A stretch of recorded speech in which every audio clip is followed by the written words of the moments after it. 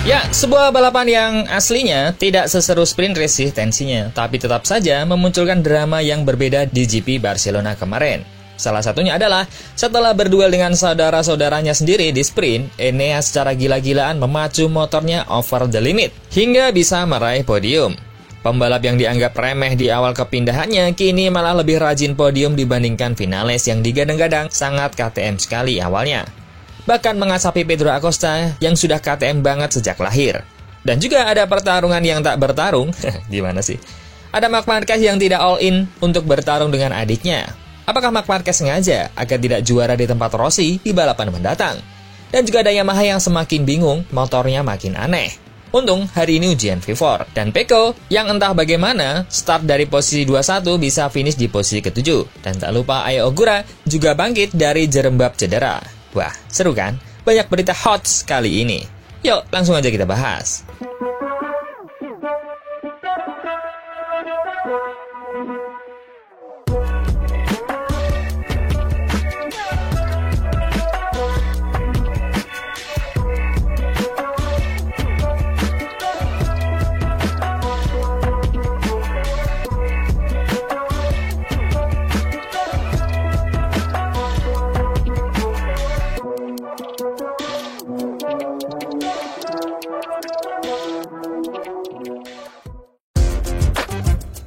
Grand Prix Catalonia menjadi momen penting bagi Enea Bastianini bersama tim Tech3. Di sirkuit Barcelona, pembalap asal Rimini tersebut tidak hanya berhasil mengantarkan KTM naik podium untuk pertama kalinya di ajang Grand Prix, tapi juga tampil sebagai pemenang dalam duel sengit melawan akamsi KTM Pedro Acosta. Perjalanan menuju podium tidak diraih dengan mudah. Bastianini harus memulai balapan dari posisi ke-9 di baris ketiga, setelah menjalani sesi kualifikasi yang sulit. Namun, dia segera membuktikan ketajamannya. Dengan manuver awal yang agresif, Bastianini sukses melewati seluruh barisan depan sebelum memasuki tikungan pertama dan menutup lap perdana di posisi kelima. Catatan waktu balapan juga menegaskan kekuatan KTM di Catalunya. Brad Binder, meski akhirnya terjatuh seperti biasanya, tapi sempat tampil cepat, lebih cepat dari Marc Marquez. Sementara itu, Bastianini dan Acosta secara konsisten membayangi sang pemimpin klasemen dunia. Meski podium terasa begitu manis, Bastianini tetap realistis KTM-nya masih sulit untuk mengimbangi tim Ducati. Dia mengakui sudah sempat berpikir untuk meraih kemenangan, namun menyadari keterbatasan akibat keausan ban yang membuatnya tidak bisa menyerang maksimal di lap-lap terakhir. Saya benar-benar ingin menyelesaikan balapan ini dan mengamankan hasil yang sangat baik untuk diri saya sendiri maupun KTM. Namun, sesuatu yang menarik, gaya balap agresif Bastianini di lintasan menunjukkan hal sebaliknya. Pada sesi sprint, dia memang harus puas berada di belakang Acosta di posisi kelima. Tapi saat balapan utama, dia mengamuk tanpa permisi, tampil penuh determinasi. Puncaknya terjadi di lap ke-10 ketika dia melancarkan manuver menyalip Acosta dengan cara yang agak ugal-ugalan. Dari luar, mungkin terlihat spektakuler. Sliding, ugal-ugalan, tapi dari sudut pandang saya, itu seperti berada di ambang batas. Untungnya, saat ini saya cukup percaya diri mengambil resiko besar ketika mengerem, dan itu membuat saya bisa mengontrol motor lebih baik. Jelas Bastianini mengenai aksi menyalip yang akhirnya menjadi kunci podium.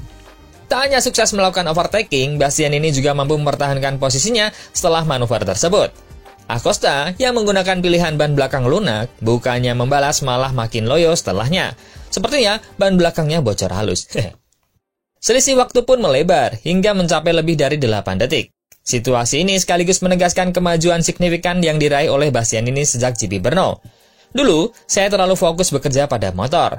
Sekarang, saya lebih banyak mengembangkan diri, dan hasilnya saya bisa beradaptasi lebih baik dengan potensi motor. Pencapaian ini datang di waktu yang tepat, mengingat MotoGP akan segera kembali ke Italia. Tepatnya di Misano, di sirkuit kandang Bastianini akhir pekan depan. Momen ini memunculkan optimisme baru. Terlebih pada musim 2024 lalu, dia sukses mengalahkan Jorge Martin dalam duel dramatis di lintasan yang sama. Kini, dengan raihan posisi kelima di sprint dan podium ketiga di Catalunya, Bastianini berhasil naik dari peringkat 15 ke posisi ke-12 klasemen kejuaraan dunia. Hasil tersebut jelas memberikan suntikan motivasi besar, sekaligus menjadi sinyal positif bagi masa depan karirnya, terutama di hadapan manajemen dan tim yang akan menyaksikan aksinya di tanah kelahirannya sendiri. Berita kedua, jarang ada pembalap MotoGP yang terlihat lebih bahagia dengan posisi kedua selain Marc Marquez setelah GP Catalunya di Barcelona. Pembalap Ducati itu harus mengakui keunggulan adiknya, Alex Marquez, yang tampil gemilang hingga meraih kemenangan. Namun, meski gagal finish terdepan, ekspresi puas dari Mark justru mencuri perhatian. Sejak hari Kamis, Marc Marquez sudah memperkirakan bahwa Alex akan menjadi lawan terkuat. Dia ada di posisi kedua klasemen, membalap dengan sangat baik, dan di sirkuit ini catatannya luar biasa. Dia menang di sini di Moto3, 2 kali di Moto2, dan sekarang di MotoGP. Saya sudah memberikan segalanya, tapi di 5 lap terakhir saya membuat kesalahan di tikungan 7 dan 10, lalu memutuskan untuk tidak memaksa.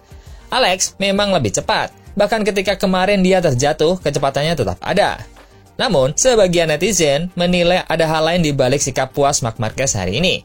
Mereka meragukan klaim bahwa Marc Marquez sudah benar-benar berada di batas kemampuan. Reputasi Marc Marquez sebagai pembalap yang selalu ngotot sampai akhir membuat publik sulit percaya jika dia sekadar menyerah.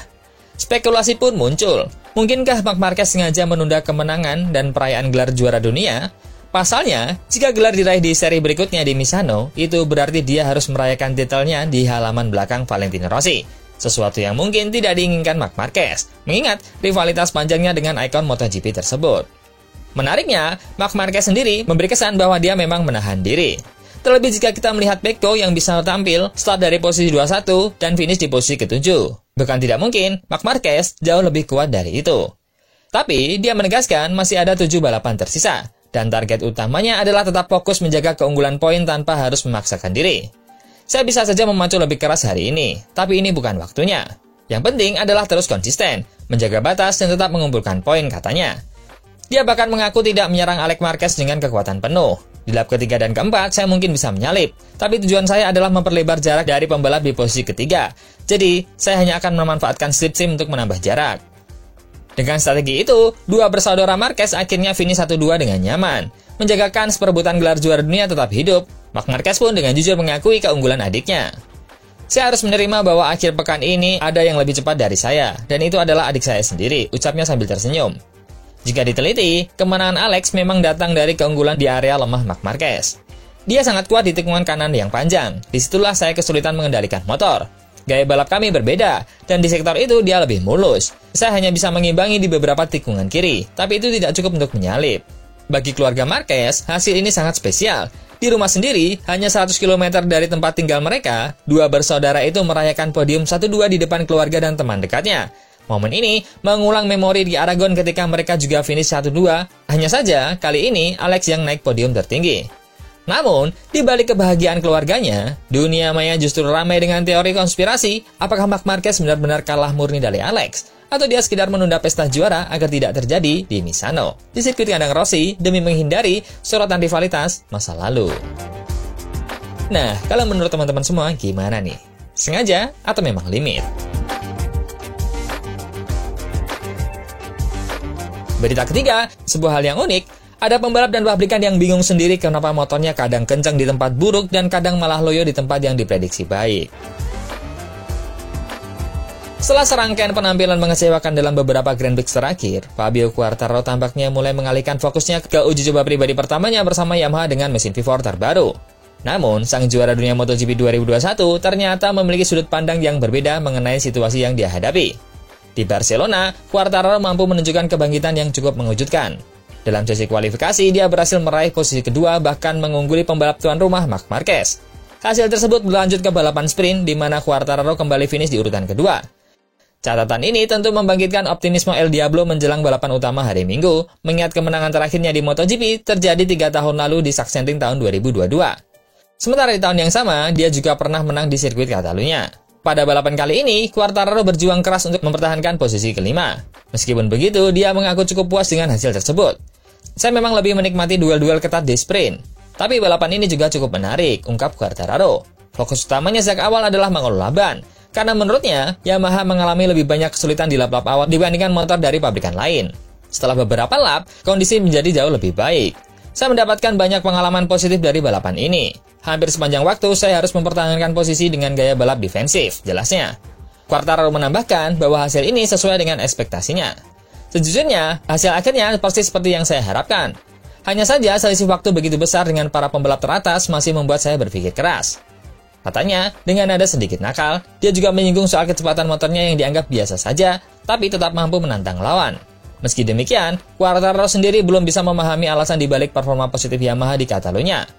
Transisi dari kondisi yang sangat buruk dari seri sebelumnya menjadi sangat baik dalam waktu singkat menjadi tanda tanya besar.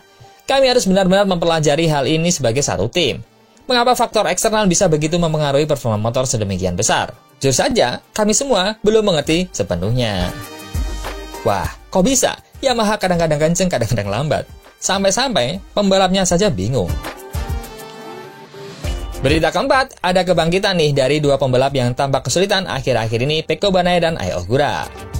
Pecco Bagnaia kembali menunjukkan mentalitas juara di GP Catalunya. Meski awal akhir pekan sempat berjalan buruk, pembalap Ducati itu hanya mampu start dari posisi ke-21 setelah kualifikasi yang mengecewakan dan finish di urutan ke-14 pada sprint. Sebagian besar karena banyak pembalap lain yang terjatuh. Namun di balapan utama hari Minggu, Bagnaia bangkit dengan gemilang. Dia menyalip banyak lawan sejak awal dan akhirnya mengamankan posisi ke-7. Memulai dari posisi ke-21, saya tidak bisa berharap lebih, jadi saya cukup senang dengan hasil ini, kata Bagnaia. Dia menjelaskan bahwa setelan motornya sebenarnya sama seperti hari sebelumnya. Hanya dengan sedikit detail berbeda, perubahan tangki bahan bakar yang lebih besar ternyata membantu memberikan traksi dan tenaga ekstra di tikungan. Meski sempat menantang Fabio Quartararo, Bagnaia mengaku kesulitan menyalip karena performa ban belakang menurun di akhir balapan. Dia berharap bisa tampil lebih konsisten di seri berikutnya di Misano tanpa harus melalui jalur Q1. Di sisi lain, sorotan juga tertuju pada Ai Ogura. Pembalap Jepang dari tim Trackhouse itu menjalani salah satu penampilan terbaiknya di MotoGP. Mulai dari baris ketiga, Ogura terlibat duel sengit dengan Quartararo dan Bagnaia. Pada lap-lap terakhir, dia berhasil menyalip keduanya sekaligus Luca Marini. Sehingga mengantarkan Aprilia finish di posisi ke-6, hasil terbaik tim pada akhir pekan tersebut. Ogura mengaku gaya balapnya memang selalu lebih kuat di fase akhir. Sejak Moto2, saya terbiasa memulai dengan tenang dan menyerang di akhir. Kali ini, semuanya berjalan sempurna. Dia sendiri terkejut dengan kecepatannya di 3 lap terakhir, di mana dia lebih baik dari Bagnaia dan Marini. Hasil ini, menurut Ogura, sangat penting untuk memulihkan kepercayaan dirinya setelah musim rookie yang sulit karena cedera dan kecelakaan. Dengan tambahan poin dari posisi ke-6, serta 1 poin di sprint, Ogura mencatatkan akhir pekan terbaik sejak debut di kelas utama, hanya kalah dari hasil seri pembuka di Buriram. Kini dia naik ke posisi ke-16 klasemen, hanya terpaut 3 poin dari Maverick Vinales.